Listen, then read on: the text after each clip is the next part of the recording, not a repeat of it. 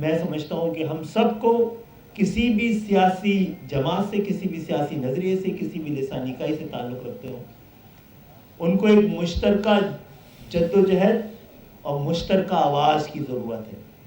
और यही वो वक्त आ गया है जिसके लिए हमने आगाज़ आज यहाँ पाकिस्तान हाउस में आके किया है। इस पर कोई दो राय नहीं है, हम एक हैं, हमें समझ में आती है ये वाली बात।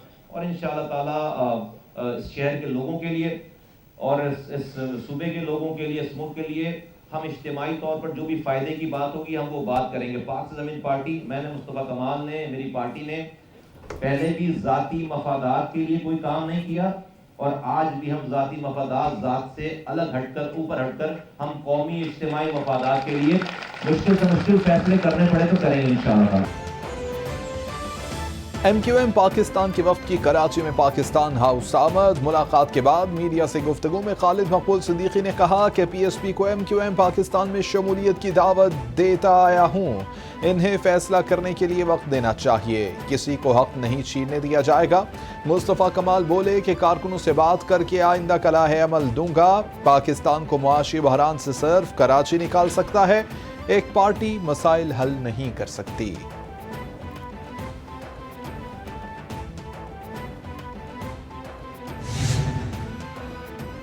सिंध की बदलती सियासी सूरत हाल। हुकूमती इत्तेहादी जमातों के इजलास में होने वाली गुफ्तगू पर वज़ीर आज़म को आगाह कर दिया गया। ज़राए के मुताबिक MQM और पीपल्स पार्टी के दरमियान आज एक और मुलाकात का इम्कान। वज़ीर आज़म नुमाइंदा वक्त से ब्रीफिंग लेने के बाद आसिफ अली जरदारी से राबिता करेंगे। MQM 74 यूनियन काउंसिल्स की हदबंदी तब्दील करने के लिए मुतालबे पर डटी हुई है।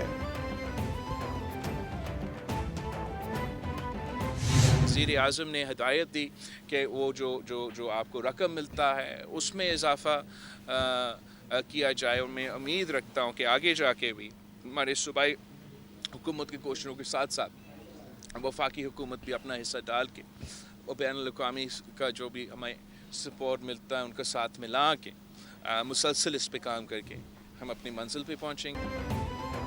बल्दियाती इंतखाबात में ताख़ीर पर हमारे तहफ़्फ़ुज़ात हैं। MQM से मुआहदे के तहत चलना चाहते हैं। PTI पार्लियामेंट में आए और अपना किरदार अदा करे। तहरीक इंसाफ वालों ने स्पीकर के पांव पकड़े के इस्तीफे कबूल न किए जाएं। वज़ीर ख़ारजा बिलावल भुट्टो की दादू में मीडिया से गुफ्तगू।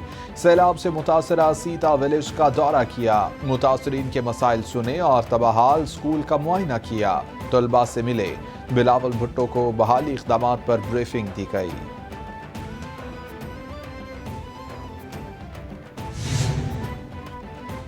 इलेक्शन कमीशन की हिदायत पर बल्दियाती काउंसिल्स के एडमिनिस्ट्रेटर्स को हटाने का हुक्म। सिंध हुकूमत ने कराची, शर्की और कोरंगी के एडमिनिस्ट्रेटर्स को तहुक्मे सानी हटाने का हुक्म दे दिया।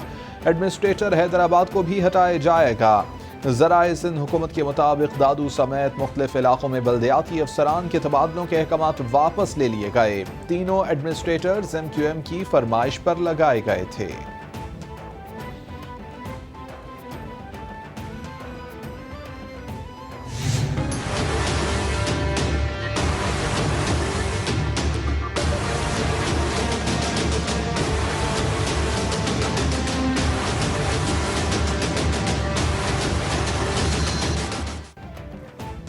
कराची में कोरोना के नए वेरिएंट ओमिक्रॉन के XBB और XBB1 के 6 केसेस रिपोर्ट। महकमा सेहत सिंध के मुताबिक 3 केस DHA 1 तारिक रोड के इलाके से रिपोर्ट हुआ। मरीजों की कोई ट्रैवल हिस्ट्री नहीं है। इन लोगों के राबते में आने वालों के टेस्टों का सिलसिला जारी। WHO के मुताबिक ये किस्म ज्यादा खतरनाक नहीं।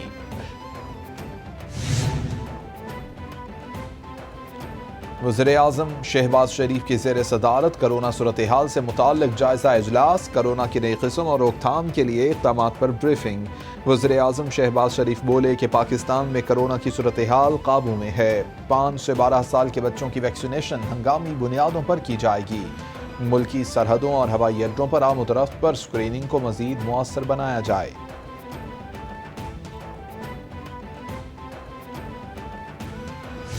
वज़ीर-ए-आज़म साहब ने हदायत की है कि वफाकी हुकूमत के तमाम अदारों के बिजली के इस्तेमाल में 30% कमी लाई जाए। इसमें चॉइस को नहीं है, कमी लाई जाए।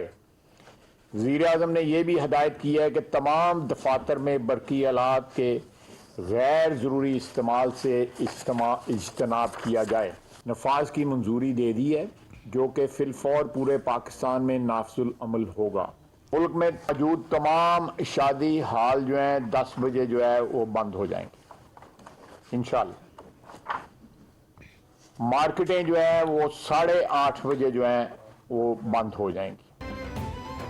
वज़ीर-ए-आज़म शहबाज शरीफ की ज़ेर सदारत वफाकी काबीना का इजलास, तवानाई की बचत के लिए फौरी इक़दाम की मंजूरी। इजलास के बाद प्रेस कॉन्फ्रेंस में ख्वाजा आसिफ बोले कि मुल्क भर में मार्केटें रात 8:30 और शादी हॉल रात 10 बजे बंद होंगे। इक़दाम से 62 अरब रुपए की बचत होगी। मुल्क में स्ट्रीट लाइट्स 50% ऑन की जाएंगी।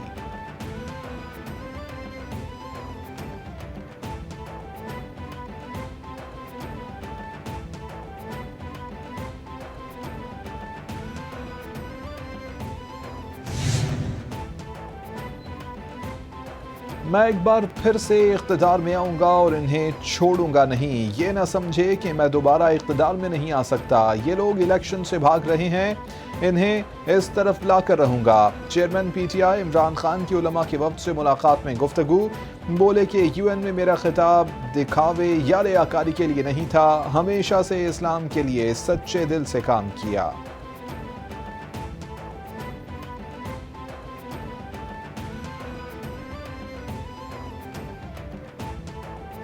इस वक्त तक 15 लाख टेक्सटाइल मजदूर अपनी नौकरियां खो बैठे हैं और इंडस्ट्री बंद होती जा रही है। तो हल ये है कि पाकिस्तान को ऐसे चलाना पड़ेगा जो आज तक हमने नहीं चलाया। हमें वो स्टेप्स उठाने पड़ेंगे। हमने कभी रूल ऑफ लॉ एस्टेब्लिश नहीं किया। मार्शल लॉ आता है तो वो कानून तोड़ के आता है। और ये जो दो खानदान है, इनकी मजबूरी है इदारों को कमजोर करना, क्योंकि चोरी नहीं कर सकते। अगर आपके इदारे मजबूत हो, ये चोरी कैसे करेंगे? तहरीक-ए-इंसाफ ने मईशत पर वफाकी हुकूमत के खिलाफ वाइट पेपर जारी कर दिया। इमरान खान बोले कि सियासी इस्तेहकाम के बगैर मुआशी इस्तेहकाम नहीं आ सकता। इंतखाबात होंगे, मुल्क में सियासी इस्तेहकाम आएगा। खौफ आ रहा है कि पाकिस्तान कहाँ जा रहा है। नून लीग मुल्क की तारीख का सबसे बड़ा करंट अकाउंट खसारा छोड़कर गई। दो खानदान 30 साल से इस मुल्क को लूट रहे हैं। इनके दोबारा आते ही मईशत नीचे चली गई। आमदन बढ़ेगी तो मुल्क आगे जाएगा।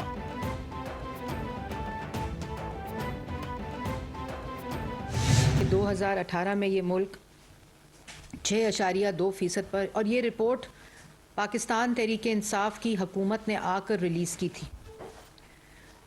और तमाम जो फोकस था वज़ीर आज़म हाउस का, वो सियासी इंतकाम पे था। लोगों पे बोहतान, इल्ज़ाम, पगड़ियाँ उछालना, जेलों में डालना, झूठे मुकदमे बनाना।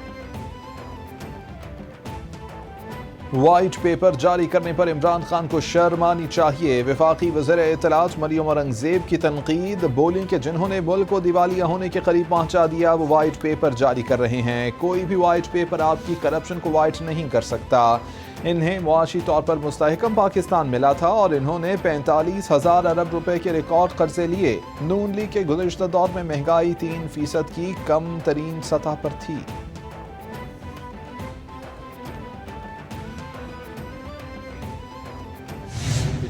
हमारे ख्याल में कोई तकरीबन $5 बिलियन की गुड्स की LCs और जो सर्विसेज की जो है पेमेंट्स रुकी हुई हैं। और IMF के साथ ये है कि IMF ये कह रहा है कि भैया आपका पहले ही 6 महीनों में जो आपका जो डेफिसिट है वो आपके टारगेट से डबल है। और हमारा बाय द वे 500 अरब रुपए का था डेफिसिट, इनकी अपनी फिगर्स बता रही हैं, और अब वो 12.5 हो गया। साबिक वफाकी वज़ीर ख़ज़ाना शौकत तरीन कहते हैं कि नून लीग ने रुपए को मजबूत रखने की मसनूई कोशिश की। मुआशी सूरत हाल पर वाइट पेपर 2013 से लेकर अब तक का है। 2018 में आप GDP 64% पर छोड़ कर गए थे, हमने 72% तक बढ़ा दी है। इमरान खान को पैसे मांगते हुए शर्माती थी। हमारे दौर में मुख्तलिफ शोबों में तरक्की के लिए इस्लाहात की गई, हमारे दौर में हर शोबे में तरक्की हुई है।